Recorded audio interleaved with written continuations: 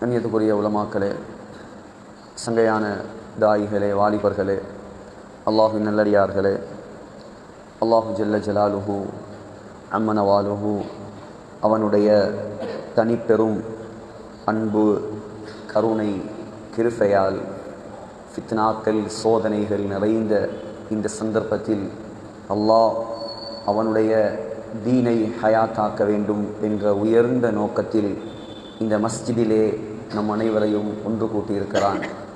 அல்லாஹ் நம் அனைவரையும் மௌத்து வரைக்கும் அவனுடைய தீனுக்காக கபூல் செய்வானாக. சங்கையான சகோதரர்களே, மனிதனாக பிறந்திருக்கக்கூடிய நாம், அதிலும் முஸ்லிம்களாகிய நாம், அல்லாஹ்வோடு நம்முடைய தொடர்புகள் அதிகரிப்பது அவசியமாக இருக்கிறது.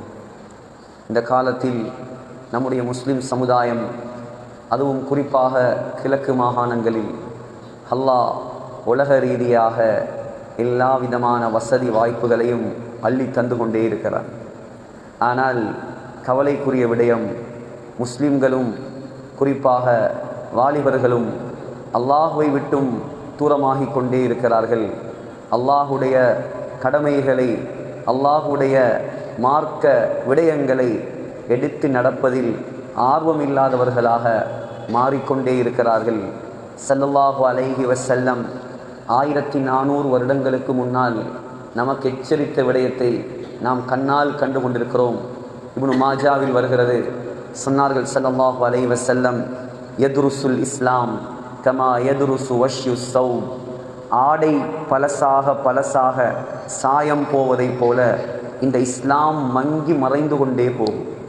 ஹத்தா லா யுதுரா மா சியாம் வலா ஸலா வலா ஸதகா, தொழுகை என்றால் என்னவென்று தெரியாமல், நோன்பு என்றால் என்னவென்று தெரியாமல், சதகாவென்றால் என்னவென்று தெரியாமல் பேரளவு முஸ்லிம்கள் மாத்திரம் இந்த உலகத்தில் வாழ்வார்கள். ஆனால் இஸ்லாத்தை எடுத்து நடக்கக்கூடியவர்கள், மார்க்க சட்டங்களை மதித்து நடக்கக்கூடியவர்கள், அல்லாவை அஞ்சி இந்த உலகத்தில் வாழக்கூடியவர்கள் குறைந்து கொண்டே செல்வார்கள். ஏன்?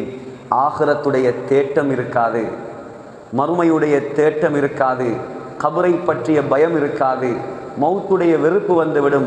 இதனால் உலகத்தில் நான் எப்படியாவது முன்னேற வேண்டும், உலகத்தில் அந்நியர்களைப் போல், மற்ற சமுதாயத்தைப் போல் மனோ இச்சைகளை பூர்த்தியாக்குவதற்கு ஹராமான வழிகளை என்றாலும் பரவாயில்லை, நான் அனுபவிக்க வேண்டும் என்ற நோக்கத்தில்தான் இந்த உலகத்தில் பெரும்பாலான முஸ்லிம்கள் வாழ்வார்கள். அல்லாஹ் அப்படியான முஸ்லிம்களை விட்டு நம்மளை பாதுகாப்பானார்.